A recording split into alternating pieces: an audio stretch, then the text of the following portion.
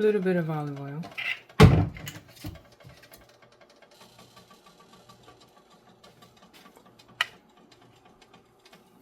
And the quinoa.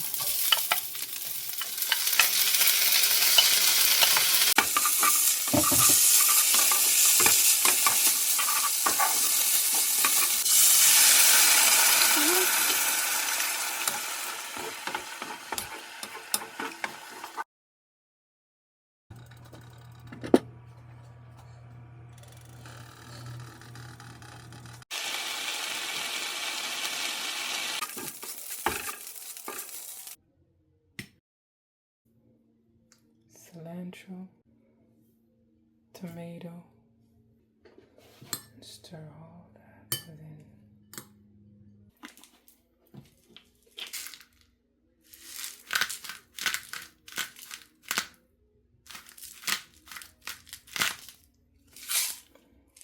Like, share, subscribe.